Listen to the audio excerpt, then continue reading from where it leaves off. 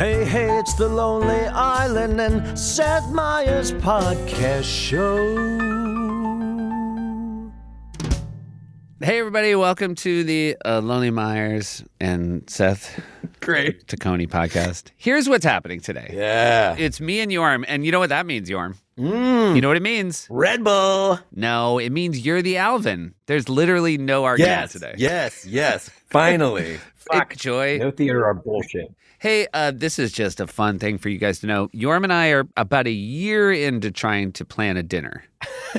Yeah, and the vasectomy too. We got to work. Oh, yeah. Well, maybe that's it. Maybe dinner straight to the vasectomy. I pick you up the next morning, or vasectomy. I pick you up. We go straight to dinner. Either way, That one. That's the second one. Because we're the New York boys on this pod, and we have a friend, Adam Pally, who everybody who's listening probably knows, and we've been trying to get dinner, the three of us, and I feel like we're on the cusp. We're fucking it up. This podcast is fucking up our actual friend in real life energy, you know? I know, but I do feel closer to you doing the pod than I would otherwise. So, Very true. The trade-off's been good. Hey, you sent me the trailer to your movie, Over Your Dead Body. Is that trailer public yet? It is not yet. What'd you think of it though? I thought it was outstanding. Yeah. I'm really excited for people to watch it. I won't spoil it, but I will say that, when Jorm was over in Finland, it wasn't all just saunas.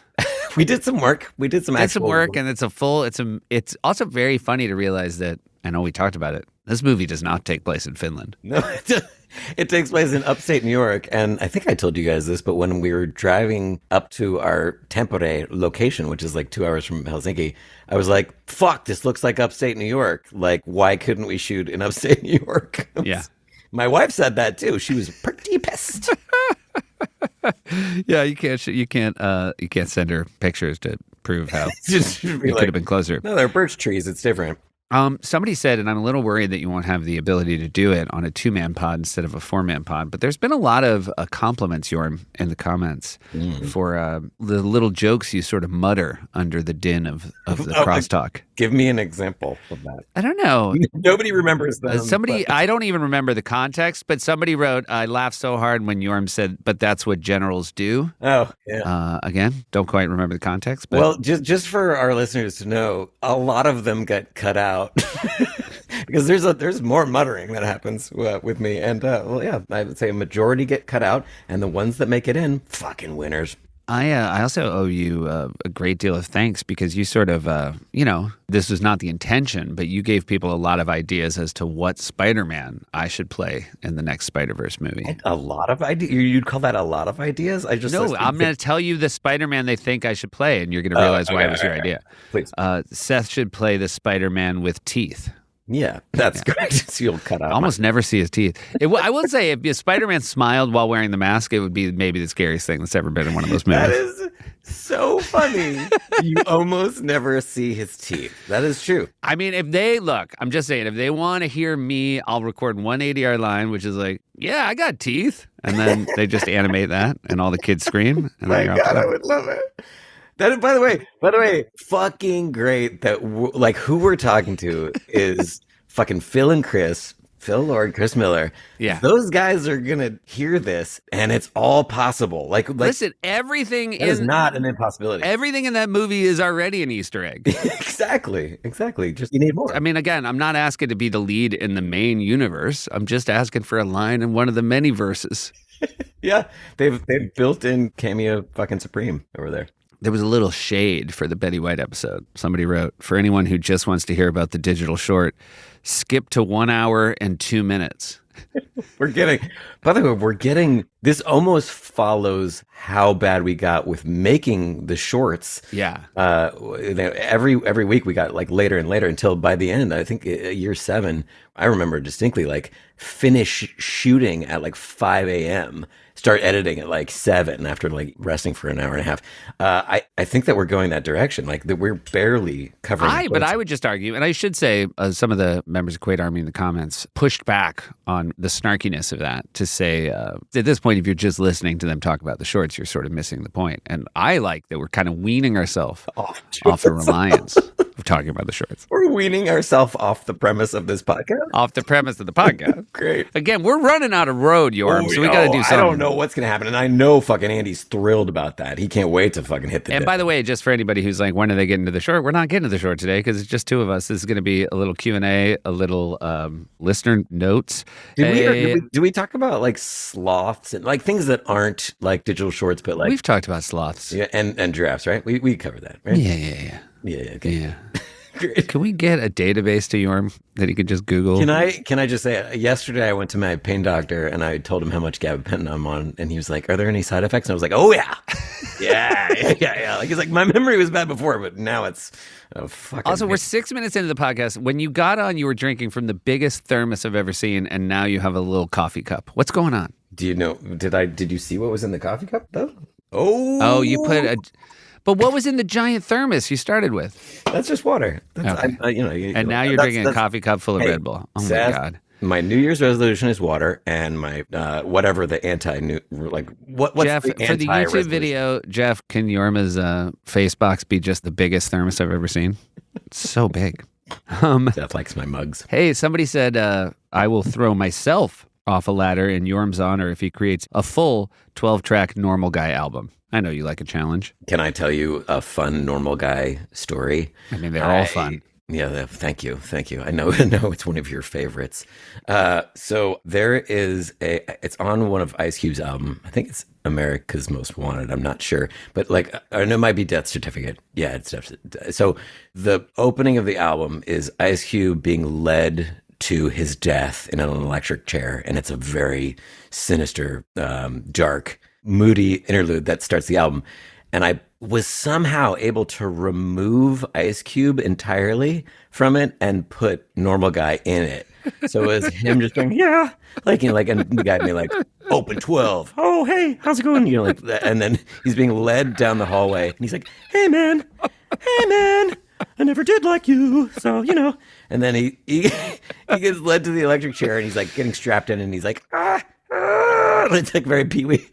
And then it's just ends with the Ice Cube's line, but said Normal Guy style, which is like, you got any last words? And he's like, yeah, I got some last words. Fuck all you guys. And then that was going to be the beginning of the album, which now, like, I can't find it anywhere. Like, so sad. That's, I mean, although I guess that we kind of got the totality of it. Excellent performance. It's always nice when Normal Guy stops by the pod. Red Bull gives you wings. Everybody agreed to Burrito-Brained Winter Soldier is the shirt we need. And someone on YouTube, Vandal in the comments, who claimed credit, and I believe correctly. Sorry, that's the person's name, Vandal? That's their handle. Vandal's the handle. You don't know that. It could be. Yeah, that's true. It could be Vandal. They have reported they're on a design, so hopefully soon they will share that with us as well. I'm gonna share the design that I sent to Jeff for a shirt because it was a fuck around thing that I did on my phone and it stinks. So, but I'll make a better design. But you can put that in the little show. Also, speaking of Jeff, people still very angry about the rerun episode. We tried to sneak by him. And, I just want to say, like, we're not going to do it again. But, like, Jeff bullies us into it. Jeff is like, he's like a boy band manager. He's like the Lou Pearlman of podcasts. Like, he's just like very pushy and aggressive and makes us do things that we don't feel have integrity. Well, Seth, I offered to do this. Maybe makes it worse or better, but I offered to do an episode solo, and he was like, "Yeah, I don't think we need that." I was with over the holiday. I was with my very funny sister-in-law, Emily Heller, and I was like, "Man, I gotta do something with her," and I was like, kind of kicking around it, and Jeff was like, "Nah, we good. Nah, that's good." Fucking burn. You're too burrito-brained to host. Is what? Oh yeah, I think you can tell. We talked about the challenge coins and how I was a general on the challenge coin I was gifted and asked what your rank should be. Somebody said clearly, Andy and Akiva's rank should be Admiral. Why, Jorm? Because of Admiral Spaceship? That's one version, but also that they're on a boat. Oh, nice. Yeah. But Admiral Spaceship is actually... I feel like we're crossing ranks, though. Is that's like now the Navy. Because that's not Army, right? That's Quaid Navy. Yeah, that's Quaid Navy. I would be Buck Private, I'd say. Yeah, that's probably fine. What does the Buck part mean? I don't know. and I'm not going to get to the bottom of it. Jeff, look it up. Look it up, Jeff. Oh, Jeff, well, I got you. Actually, a real question for you, Jeff. A lot of people say the Apple podcast upload keeps ending abruptly before we hear Arnold. People have to switch to YouTube to hear his later quotes. I don't know if that's Apple-wide or just this one person's phone. Can I complain about the last episode? I thought it should end with us just being cut off, but I mean, Keith says some last thing, but I always like it when Arnold closes it I up. kind of agree. I think since we don't have the other two here, I agreed with you when you said it. And but if they were here, you wouldn't? no, I would take their side. Figured. I'm a coward when they're here, but I'm brave when it's just you and me. He's just so mean. Congrats to our friend Amy Poehler. She won the Golden Globe, the inaugural Golden Globe for podcasting. You knew she would, right? The minute they even said the award, I was like, well, Poehler's going to get that. I am hopeful, for our behalf that you can't repeat in the podcast category. That's not going to be possible. I think we should just ask Amy to talk to Hans and Sven and everybody and put it on the radar. Yordi. We talked about how Keeve maybe threw a little shade at old... we have... Bug Private. Bug Private is informal slang for a soldier at the absolute lowest rank. Yeah, I was right. So you're bucking for promotion. Yeah. This is a really informative podcast. It is. I mean, it's again, especially when we're not in the weeds on these dumb shorts. Keeve threw some shade at Lynn for constantly saying whether or not his kids liked or didn't like the shorts. Yeah, he got. Keeve basically was like, "We don't care." That fucking backfired pretty hard on him. But Lynn did say that he just wanted us to know his 11-year-old did love the Betty White short, which I think actually will That's good. Will that almost like serves Keeve's premise. But Lynn also sent a video of his son not liking Ross Trent, which I did appreciate, but it was kind of a burn back because honestly, there's nothing like the eye roll of an 11-year-old to make you feel like shit. I said, I'm sorry to talk about the spelling bee. I'm almost on to our listeners here. We have to we got to clean up. I said it should be called a queen squeak when Andy gets a queen bee clean, and then everybody pointed out it should be a squeaky clean. Sorry, a squeaky queen. A squeaky queen. And then somebody wrote, a squeaky queen is the Andiest thing Andy didn't say. And I think that's actually a really good way of putting it. Anytime you hear any one of our songs and there's like over fucking wordplay like shit, it's always Andy. And just know me and Akiva took it down a notch because we were like, you can't fucking understand even what you're talking about because it's so detailed. But I love the guy. Yeah. I love the guy. People are still wondering where you land on Andy. Now you've at least put your flag in the ground. I love him and I hate him. Somebody was commenting on just like the level of talent we've had on our Criterion judges and worried that we might never be able to top it. And then someone said, who are they going to have next? PTA. No, they said PTA, and guess what? I bet he might do it. Yeah, I bet he would. I mean, what a great idea. Like, all those fucking guys that have to like do real interviews and talk about like art, like I'm sure are pretty pumped to like talk about some bullshit for a while. Well, especially like we know. I mean, PTA was like present at creation during. He was there when it aired, when Dick in a Box aired, when the world changed. Yeah. Hey, we have a voice note. Our first voice note. Wait! Before we get to voice notes, great. I want to just mention. This was sent to us, and it's definitely for you. It's a bunch. It's a bunch of Pittsburgh Steelers football cards. I'm going to send this to you, regardless of whether you put it or not. Yeah, I like when you know who they're for. Oh yeah. Those were my notes, and now our first voice note is from Greg Chun, who composes our theme songs. And oh no, I haven't heard it. I'm very excited. Let's give it a roll. Shit. Make way for the Quaid Army. Say hey, it's the Quaid Army. Hey fellas, it's Greg Chun here, your jingle writing guy. And I wanted to send in my own voice note because I too have amusing little tidbits from the past, dating back to Awesome Town days. And I wanted to thank you for letting me write for the pod and for continuing to let me work with you from time to time because I actually have given you each a specific reason to not want to ever work with me ever again. Andy's is probably the most innocuous. It's just a case of mistaken identity. When you all called me to write the opening movie musical for the Emmys when Andy hosted, Andy thought I was somebody else. And we got on the meeting and he's just like, hey man, like excited to work with you on this. We really enjoyed the work you did for us on, and it was some short that I did not work on. And I was like faced with a moment of, well, do I tell him that it's not me and risk, like I really want to do this job with them, but in the end, I was such a rule follower. I was like, okay, Andy, well, I appreciate that. I didn't work on that one. So if there's like a certain special something that you wanted from that, that one in particular, I'm not your guy.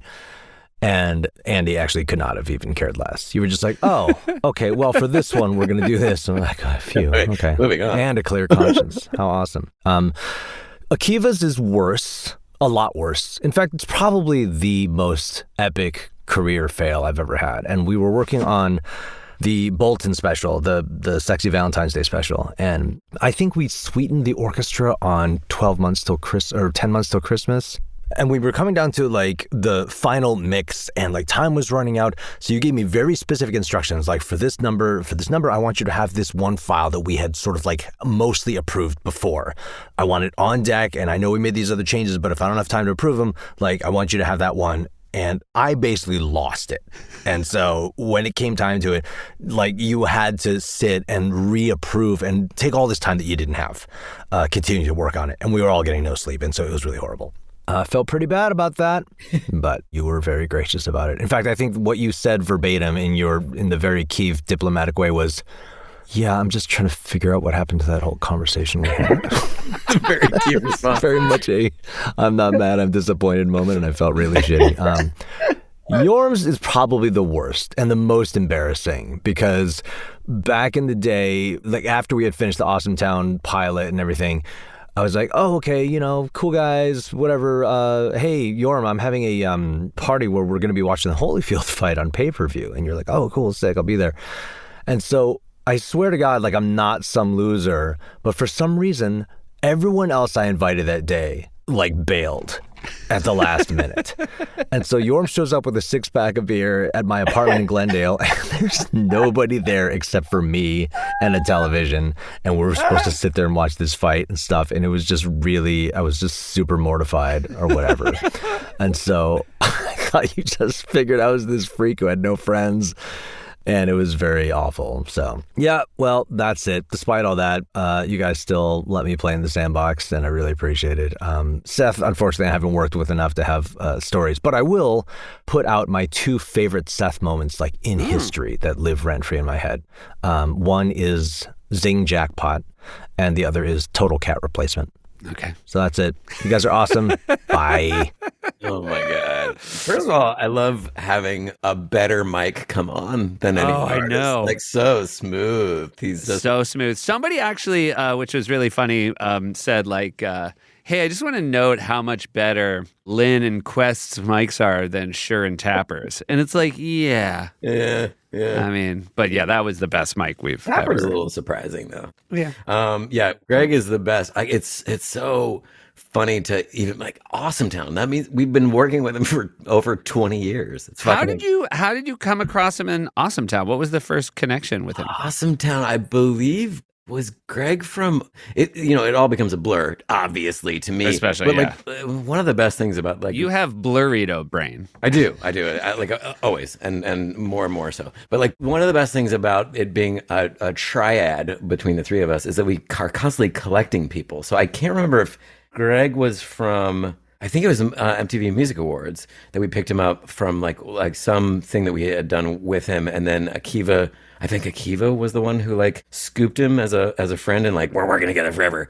And we've just worked with him since. I think that's right, but Keith will know better than I will because I'm a mess. But I was very pro that Quaid Army thing we heard at the top too. But by the way, we do that though all the time. There's a guy named David Neenagel who we work with all the time, who is like from Akiva doing the Watch. Only Atwell, who's a fucking incredible person, and these people that we go to all the time for like they're incredible. And Greg is one of those people. I think it's very nice, and I think it happens at SNL all the time. Like, right, anytime you meet somebody that you enjoy collaborating with, you're like, oh yeah, what's the point of moving on from this? By the way, David Neenagel, who does special effects, we have been completely fucked over by like Mike Schur, Anybody who meets him just is like, he does all of the visual effects for Loot now. He just told me recently for Loot, I think he said I have 1,400 shots to get through. And I was like, holy fuck. Like, they're destroying his life. So please stop. Support comes from Helix. Hey, everybody, it's the winter. You know, we're all having our seasonal depression. It's a tough time to get through. And Tell me about it. Oh, my God. Nothing makes it harder than when you get a bad night's sleep. Keeve. You can't get a bad night's sleep, right? It fucks you up. Oh, I hate it. I'm bad on the pod if I don't get my 14 hours. But that's why we both took the Helix sleep quiz, which matched us with the perfect mattress. We did. I found out I need a firmer mattress. Oh, I found out the exact opposite. And you know what? This is really sad. Andy, when he took the Helix sleep quiz, he did so bad he got held back. Ooh, sweet burn. That's a school tie-in. It's a very easy sleep quiz to take. And Helix is the most awarded mattress brand. It's tested, reviewed by experts. Yeah, it is. Forbes and Wired. Also, you guys, it's delivered right to your door with free shipping in the U.S. Rest easy with seamless returns and exchanges. The Happy with Helix guarantee offers a risk-free, customer-first experience designed to ensure you're completely satisfied with your new mattress. All right, how many nights of sleep do you want for a trial, Jorm, before you're sure the mattress is good for you? For me, 3 to 4. I'm going to give you 120. No way! Are you serious? 120 night sleep trial and limited lifetime warranty. Go to helixsleep.com/island for 27% off site-wide, exclusive for listeners of the Lonely Island and Seth Meyers podcast. That's helixsleep.com/island for 27% off site-wide. Make sure you enter our show name after checkout so they know how we sent you. helixsleep.com/island. Support comes from Bombas. Yeah, my favorite sock company. Dude, my favorite sock company. You know what? I bet because we got kids. That's one of the best things about Bombas, throwing them on your little kids' feet. Yeah, I was saying on the last ad that it's all that's in my house because my wife is relentlessly buying them. And then it's difficult to know whose is whose. So, that's how much we like them. Because you got little kid feet? Yeah. Move on. Just move on. But I swear, Bombas are super comfortable. Yep. I like them as much as our kids, and I agree. I know what you're saying. Keith, I'm sorry. Fuck, why do I keep going? I know what you're saying. Fuck. It just makes me so happy when I'm not the only one. I'm getting, I didn't realize you could catch burrito-brained through a Zoom. You can. I haven't had a burrito all year. Yeah. Well, no, it's a stigma. Let me tell you what I like right now.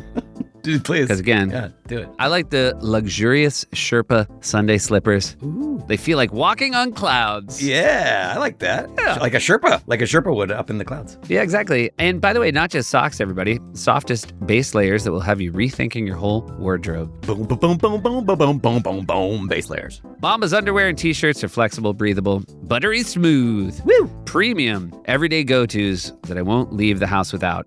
And hey, this is good news. For every item you purchase, an essential clothing item is donated to someone facing housing insecurity. One purchased, one donated, with over 150 million donations and counting. Which I think is great. I think is really wonderful aspect of this company. Andy disagrees. Andy disagrees. But Jorm and I, on behalf of Jorm and I, we tip our cap and our socks to you, Bombas, for actually serving the greater good. Head over to bombas.com/island and use code ISLAND for 20% off your first purchase. That's BOMBAS.com/island. Code ISLAND at checkout. Somebody wrote in, Natasha. She was very delighted to learn that Jorma's daughter's favorite song is a Rilo Kiley song. What song was it? The song is called Better Son / Daughter. I don't know why it's called that, but it has a lyric that she loves singing. Also, Kim wrote in how we were talking about how both Andy and Jorm have been in Spider-Man. To add to the connectedness, Jack Quaid was also a Spider-Man. And Hey, Jack. I can't do that thing. But what are you making macaroni, Jack? Oh, I'm Andy. What you cooking, Jack? What you cooking, Jack? Wait, hold on. I want to talk about cool music hipster shit because of Rilo Kiley. When my son was 4, we were looking shit up on YouTube. I can't remember why. I asked him what song he wants to hear.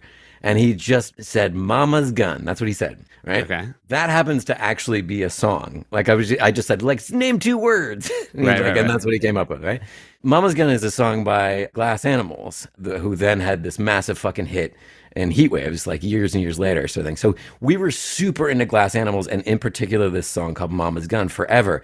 And there would be moments where I'd like, at one point I was looking at something else up on YouTube and I was like, you want to check out some animals or something like that? Yeah, Glass Animals. And I was like, that's the most fucking hipster thing ever. And then super weirdly, then they had this massive hit years later. And I was like, oh, this guy's like a maven, my son. He was ahead of it. He was ahead of the game. Yeah, ahead of the curve.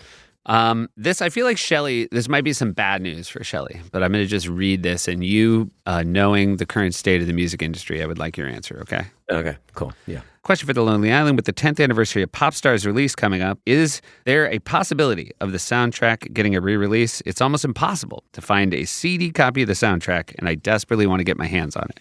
I would say we can press for trying to get some vinyl, but I don't know if we. Yeah, that's true. Vinyl, I feel like, is the way, because it's, at this point you're re-releasing it for connoisseurs. But like a lot of music industry people listen to this podcast, and I would imagine Monty Littman, the head of Universal Records, does too. I mean, I can't imagine that he listens to any other podcasts. No, this would be the one. Yeah. So yeah. Or he probably stopped after it took so long to get to the short last So time. it'll probably happen without us even doing anything. Yeah. Also, Shelley was very kind about how hard it is to put my appreciation into words for the work that you and your cohort have done. This work. This is the work that we're doing. Hey, we can talk about this one. Emily wanted to know. She's been a huge fan since Awesome Town. Love you guys. Something I'd love to hear talk more about the pod is what family life looks like for people at SNL. How does that work with crazy schedules? How about now? Did most of you start your families after SNL?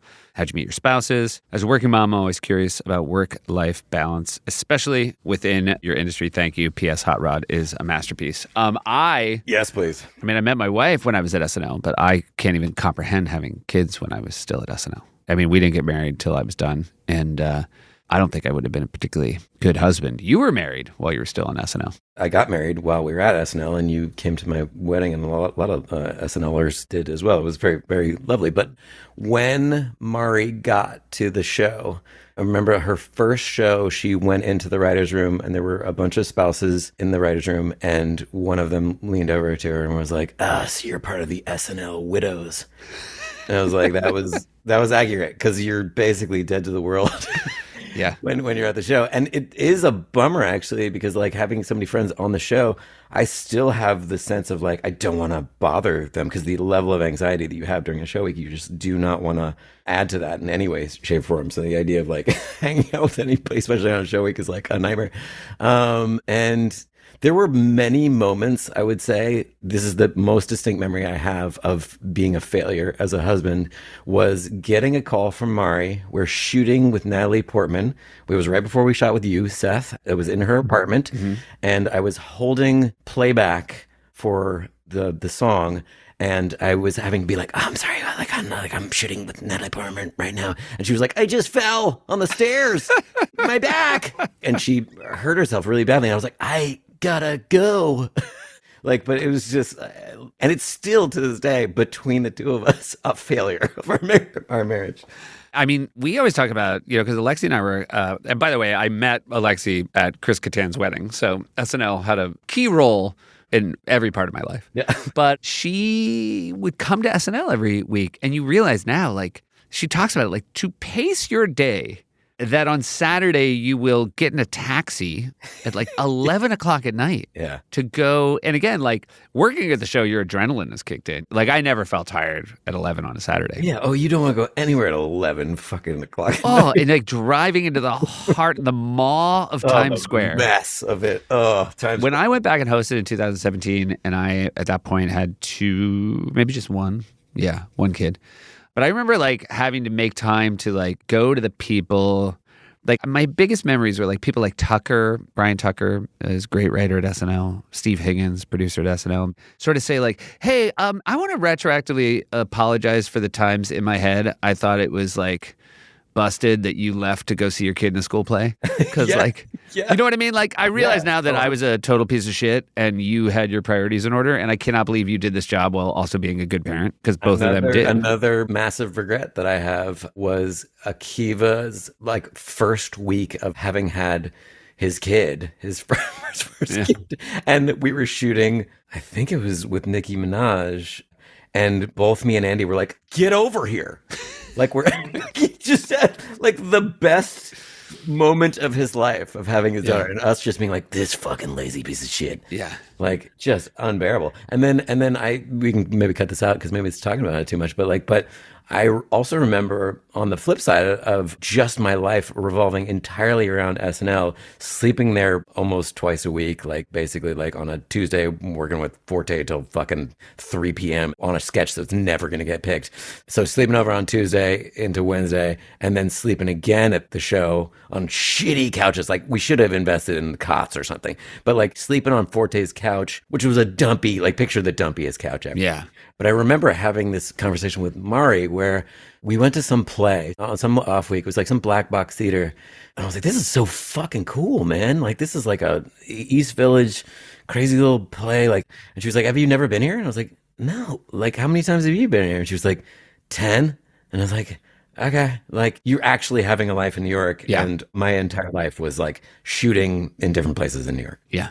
But like even Lorne isn't, I remember saying in the week of the 50th, like I remember like when I moved to New York, I was like, oh my God, maybe one day I'll be able to get the keys to Lorne Michaels, New York City. And then I realized it's just 30 Rock, 3 restaurants, and Yankee Stadium. You got the keys. You got the keys quick. Like someone's like, we don't know where Lorne is. I'm like, I'll check the 3 places. Yeah, did you turn on the Yankee game? There he is. He's probably right. If you've ever watched the Yankees on Yes, Lorne, if he's at the game, you can see him. Hey, Jeff, you want to play a voice note for us? I like these voice notes. Hey, Quades. My name is Andrea, and I am a preschool teacher in sunny SoCal. First, I have to give a shout out to Jorma for A Little Fox and the Wild Imagination. Woo! I love this book. The artwork explodes off the page, and I get to perform it with voices, which is super fun for the kids and for me. Oh. But it also gets them excited about reading. So bravo. I love it. Thank you. I run a music, dance, and theater program for preschoolers as well. And I have drawn so much inspiration from The Lonely Island over the years. You sincerely inspire me to embrace my humor, be brave, remain open to collaboration, but most of all, to be resilient, because failure, just like preschoolers sometimes, will catch you with a sucker punch left and a sucker punch right, and then Rocky reference. 22 consecutive sucker punch rights. So my question is, how do you recenter yourselves when you're up against the ropes? I really hope this reaches your ear holes. I love you guys. Thank you so much. And later, Quades. Oh, I want you to answer this question. Well, I just want to start by saying, like, I'm going to test it in real time because I'm on fucking tilt right now because I also read a kid's book that went unmentioned. Yes! Ah, fuck you, Seth! Don't look his up. What is it called? What's it called, Seth? What's the name It's of the called book? I'm Not Scared, You're Scared. But, I mean, I don't know, man. It's so funny. Like, I wish there was a way to give this advice better. Yeah, okay. But, I mean, don't you kind of think, and it feels like that question comes from somebody who is wired the same way we are, that it's just kind of this like fight or flight thing with failure, you know? And ultimately, if you just want to do what we're doing more than anything else, you just keep trying because like the only other thing is to like run away from it. And you're like, but I know this is where I want to be. I know this is what I want to be doing. Yeah, but give concrete example. Like what is one of your biggest failures, or like the moment that you actually would have bailed on, or should have a normal person would have bailed on? That do you have one? I mean, again, like I wasn't gonna say at SNL like I'm bad at this, I'm out. Yeah, but I certainly like you felt it. And Yeah. like, no one has ever gone into Lauren's office and been like, I'm going to save you the trouble.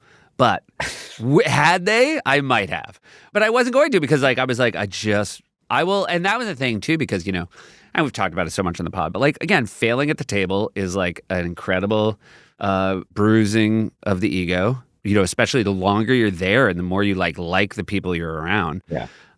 It doesn't get easier to eat shit, but you know how it feels to have it work at the table, and you just like chasing that. I think keeps you going back for more. I think it really depends though too, because there are people who have had, and really, really fucking funny people who have come to the show, and for whatever reason, like it doesn't work out in terms of like maybe they have a purity of tone that just doesn't translate to like reading out loud in front of 100 people, or like whatever. Like there are really, really successful people who have been at SNL, and I think we both, Seth and us, have been incredibly lucky to like, because that was sort of the case with us as well, of like there were things that probably wouldn't translate to the table, and then we were allowed to do it on our own and sort of proof of concept, make these things.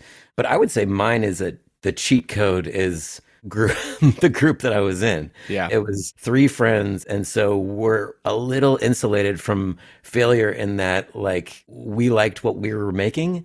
And so we were even joking around with each other and like laughing about stuff. Like even when it was maybe considered a failure or like didn't quite work, like it's not one person like with a bullseye on their back, it's 3. Yeah. And that's been the case with me working with, John Solomon and Will Forte too. I've always been in sort of groups. Like there's a movie that I'm trying to get off the ground right now, and it is just me, and it's fucking scary. It's like really, it's a different kind of, and that's now something I'm very excited about, of just like level of fear of like, you live and die by what you fucking wrote. And, Mugless was that for me. Mine, I think there's also one, like you were, the target's not uniquely on your back. I also think there's something about working with people who, they don't have to explicitly say it every day, but like, they're working with you because they believe in you and they trust you and you trust their taste. And so sometimes you take esteem through them. Yeah. And, I talked about this when I did Good Hang, and, Amy, like, almost like made me cry talking about like how my early days of the show, like the fact that like her and Shoemaker kind of like continued to believe that they had not made a terrible mistake hiring me. Like, I don't think I would have survived without that. So it does help to have. And then cut to my interpretation of you as like head writer, and like watching you like be able to go to sleep on a writing night and then wake up and bang out like 2 sketches that could like start the show. Like honestly, like we've talked about this when we were writing Hot Rod, but like your ability to like push through and like just write. It was like me and Andy like groggily waking up still at Lauren's office on the Paramount lot, and Seth just like bring, here's another scene, I was like, fuck, this guy is fucking amazing. Like we're pieces of shit compared. Well, you guys are always a little tired, so let's not forget. You're always a little tired. But anyway, hopefully that was helpful. But I think the most important thing is it sounds like you love what you do, and I cannot stress how important that is. I also thought that when she was saying it was a dance and music, like I'm like, are you playing Lonely Island songs for people? That's inappropriate, but okay, sure. There was a good inappropriate. Somebody was showed their kid Cherry Battle, and then the kid really liked it, and they were like, oh, I'm going to show another one. Whoops, it is. And so they were like correctly steering around the ones that are sort of explicitly dirty, and they were like, oh, you know what, Laser Cat seems fine, and they forgot the first Laser Cat. You guys are both like. They're both asking Lindsay Lohan if they'll have sex with him. Yeah, that was a bummer. And he said, so that has now been the reason a 7-year-old. Well, just so you know, that also happened to me. I also forgot that joke. Yeah. Memento! This is one of those Jorm comments that people are going to find funny later. Memento! All right, here you go. Yeah! This was nice. Hillary, I just like this. I like when a couple connects over the pod. I just got home from work today and told my husband I was super tired and asked if he knew why. So he said, likely from winter soldiering, and that is what she was trying to get him to say. Fuck yeah. That was her joke, and he beat her to it. Can I go back though to the there was a person who was saying that they were listening to on headphones, like that was how they go to bed, to us talking, and I would like to say, cuddle with each other. Don't do that. Just fucking hold each other and turn us off. You know what I mean? Yeah. Oh, that's good. Thanks. Michael was the one who now has to talk to their 7-year-old about sex because of laser cats. But sorry. Michael started his email with maybe my favorite opening. Okay. Long time goose, first time gonk. It makes me like humans so much. It really makes me like humans too. Yeah. I'm like, oh, it's like fun. Dude. It's fun. Look, there's a lot of things this podcast isn't doing. But, I will say a year ago, nobody would have written the sentence, long time goose, first time gonk. By the way, did you have, because I feel like what SNL also gave me was like, there's so many moments at SNL where you're like, well, that sentence has never been said. It's the best. Like on Earth. Like it's, the best. It was very funny too because, Mike Shoemaker, who we obviously talk about a lot on the pod, is a loyal listener to this. And he was saying he goes, just by accident, he missed one episode. He goes, if you miss one episode, you have no idea what's going on. He goes, there was something you guys kept saying last episode. And I was like, what is this? And I was like, was it two burrito-brained Winter Soldier? He's like, yeah, that was what it was. And again, like, Shoemaker is as comedy coded as any brain has ever been. And even he was like, it's impenetrable. Okay, here's the thing, to bring it back to comedy in general. This is a little bit like what it's like to be in a writer's room where you're like, jokes just get piggybacked on until they no longer resemble anything fucking normal. Or, yeah, so this is what it is. Support comes from Chime. I'm going to do this real smooth, you guys. Chime is changing the way that people bank. Fee-free and smarter banking built for you. Not like old school banks that change your overdraft and monthly fees. No, this is for the little guy. It's built for you, not for the 1%. Ugh. Chime isn't just another banking app. They unlock smarter banking for everyday people with products like MyPay, giving you access to up to $500 of your paycheck anytime and getting paid up to 2 days early with direct deposit. Some old school banks still don't do this. Barf-o-rama. It's got no annual fees, no interest, and no strings attached. And when you get qualifying direct deposits, you get 1.5% cash back on eligible Chime card purchases. I know some people that could benefit from Chime. I'm not going to name names, but it's Andy, Akiva, and Seth.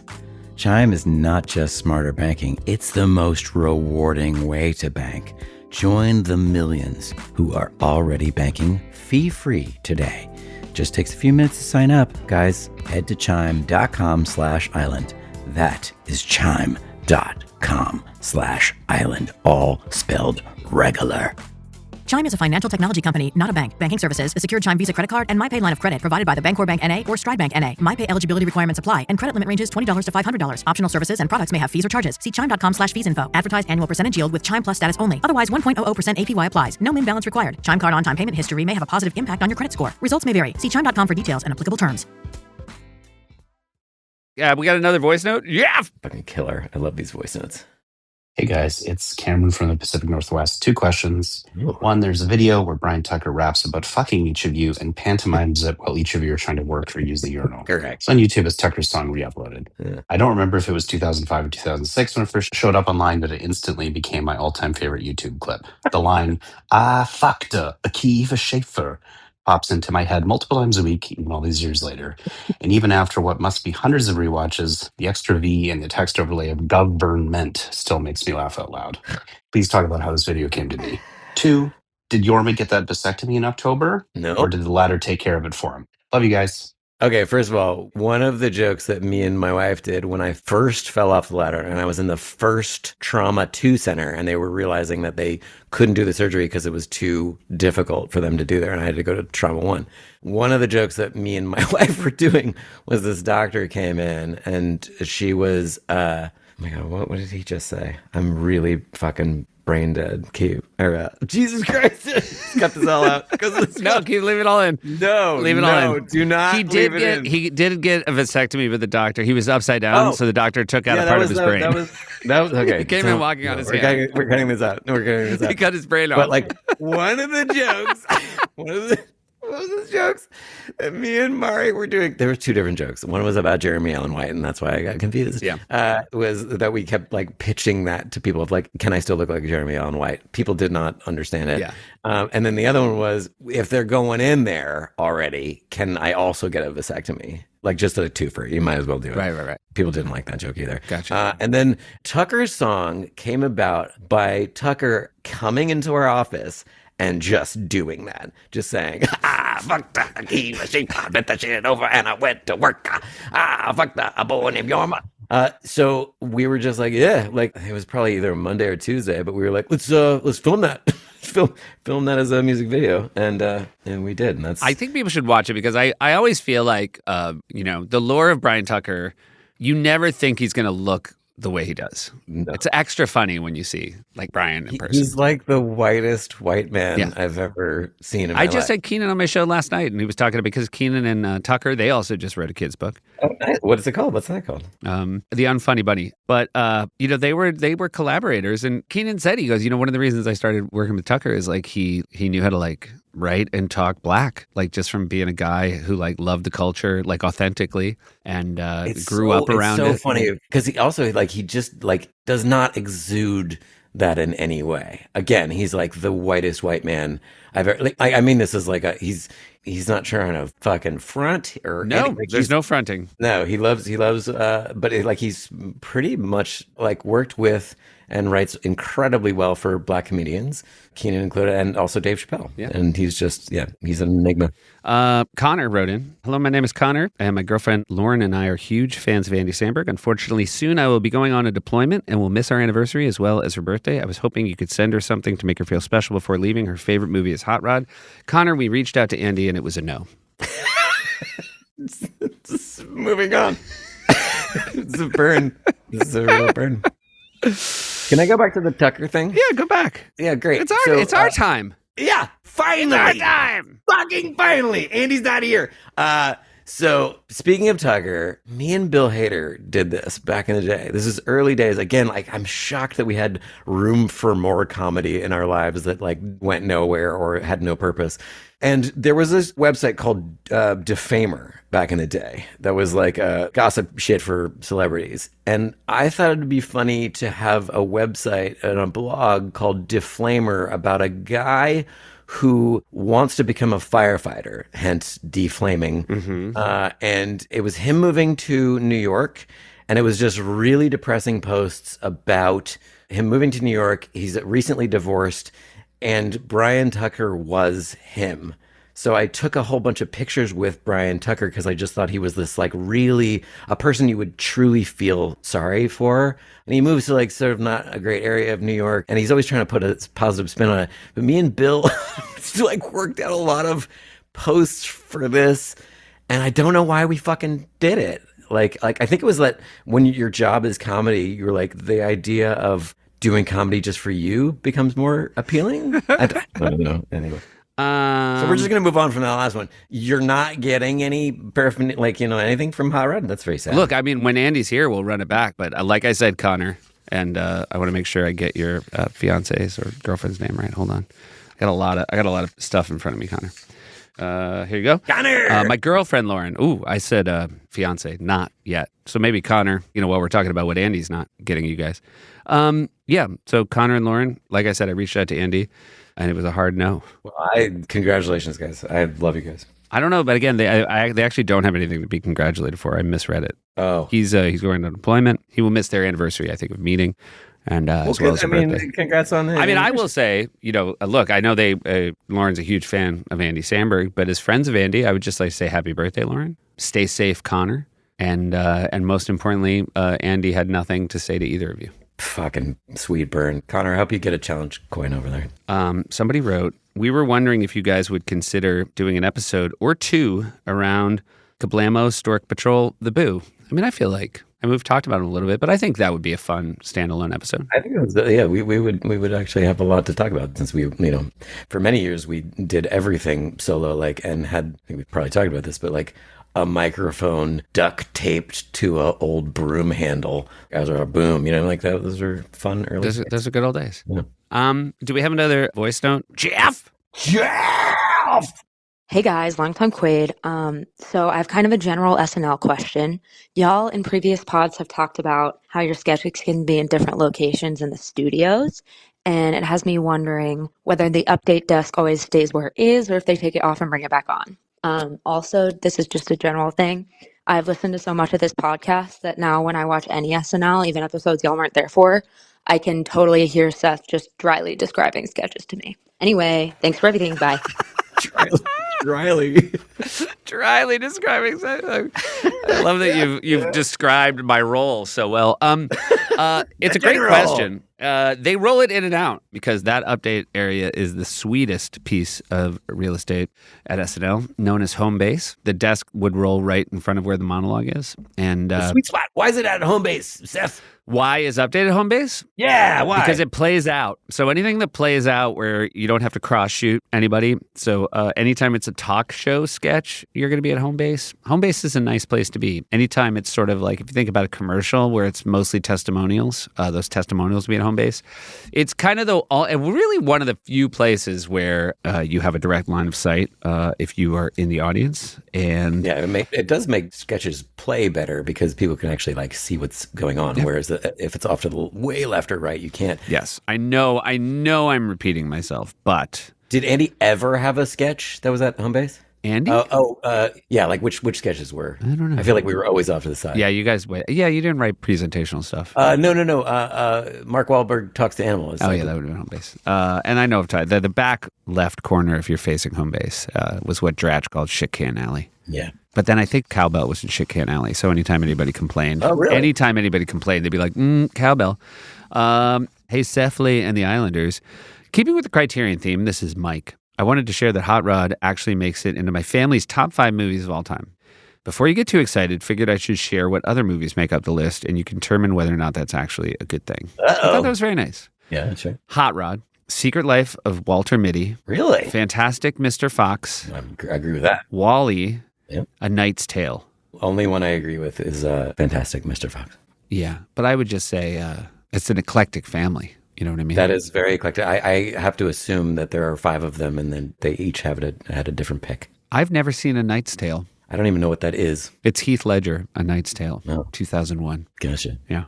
Oh, I did like this. Another phrase coined only because of the pod. Somebody asked a question and then said, hit me in the titty.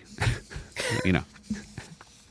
I'm just saying it's a play on hit us in the titties. Again, I'm just shuffling notes here. Amy was the one who said, I'd love to hear you talk about prep work for the Wednesday table read. It seems like scripts that are well performed have a better chance of being picked. So how much prep do performers do? How much coaching do writers do?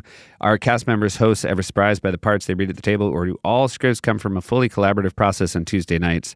She is the one who said, if you have any insights, hit me in the titty. Oh. All right. So it's a great question. I think we hit on a little bit before, but like the reality is you don't have a ton of time. Like everybody goes to the host, and the host is sort of sitting in a room with a big stack of scripts, and you sort of take your time to go in. But you don't have a lot of time because there's like 40 sketches, and the host is already overwhelmed. So you can give them a little bit of guidance, but you can't like run through it with them. So I would always say like, hey, you're playing like a snobbish person on an airplane, and just like kind of lean into it. And then different cast members required different levels of guidance. I would say like Keenan, you just had to literally be like, you're in this. Yeah. You know? Yeah. Also, if you forgot to tell Keenan he was in this, he would still be reading along and probably give you just as good of a read as before. But I would say there's never any rehearsing. So oftentimes when it's read at the table, that is for sure the only time you as the writer have heard it run through with the cast. To add on to that a little bit, Seth is not being hyperbolic when he says there's like 40 sketches. There are almost exactly like 40 sketches, 38, 40. That's like the number that you read through. It's this massive stack of paper. It's so much for the host to get through. I'm sure they're nervous. As a young writer, because I'm sure Seth was more confident than I was, it was always a bit nerve-wracking to like go into the host and like try to give them, you know, a direction beforehand. I got better at that over time, but it's like, you know, it's all sort of nerve-wracking, and you're sleep deprived and everything, and you're trying to like in as few amount of words because you don't want to bug them, like just give them direction. And then there have also been moments where I didn't do that, assuming that it was all on the page and it would be a-okay. Anyone's going to get this. Like they're going to read through them once before they get to the table read, and it's going to be fine. And that is never the case. We should always give direction. Yeah. And yeah. I've also like a few times in the last 10 years have like say written something for a friend who comes back and hosts, and I try to like via text like tell new cast members like what to do because I'm on my floor instead of theirs, and like I just think you just can't do it. Lost in trailer. Yeah. And by the way, sometimes, and again, you don't have a lot of time, but just like a little bit of eye contact, a little bit of like settling, like, hey, like, you know, what you pick one line and you're like, this is the one line where you need to like say it. I think as a writer, you need to know which are the most important lines as opposed to like line for lining it with everybody.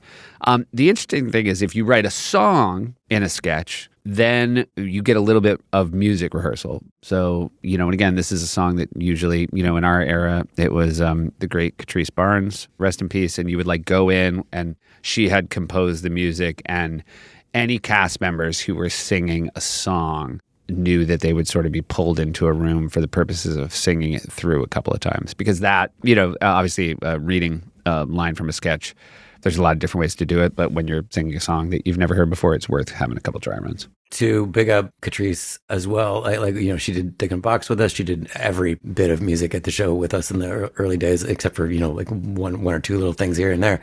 You could also rely on her in this way of like, you could just write out the lyrics however you wanted to, and then she would be able to like figure out the melody. And that oftentimes people who weren't musically inclined or whatever, like it made you a lazier writer because she was so good at being able to like just create. So, and you could give her any kind of like era, any kind of like, genre of music, and she'd be able to, I'll pronounce it the way Kiva pronounced it, genre of music. But she was incredible, and I will miss her terribly. By the way, if you've sent in a voice note, we did not even get to all of them. We didn't get to all your questions. We saved some because it felt like there was some value to Andy and Akiva hearing them. Save for Connor and Lauren. I do want you to know he did hear your message and was just a hard no. Really fucking throw this guy under the bus. And I was like, he's getting deployed, Andy. He's one of our nation's troops. Yeah. And Andy was like, I have no time for anyone, troops or not. Right. I don't care. Put that on the internet that I said it. Yeah. Anyway, by the way, this is just me like honoring my dog. You know what I mean? What? I'm just like, he was shitty to Frisbee, and I'm like, gotcha. fucking payback. Yeah, fuck that guy. Yeah, totally. Jorm and I hopefully gonna get dinner in the next month. Woo! Dinner and a vasectomy. You know what it is. New York City, baby. You were a great Alvin today, buddy. Thank you. Thank you. Well, Although, you know what? You were very thoughtful with your answers. You were also a very good Simon. And what I really appreciate is you were barely a Theodore, and sometimes you're too much of a Theodore. And so today, sure, you were a real Simon Alvin, and it was really great. And your Dave was on fucking blast. I could Dave with my eyes closed at this point. Sweetheart. I love you, buddy. I love you, Dave. And why don't you give us the finale? Take us out, Arnold. What do we say? You say later, Arnold. Oh, yeah, later, Arnold. Later, Quades.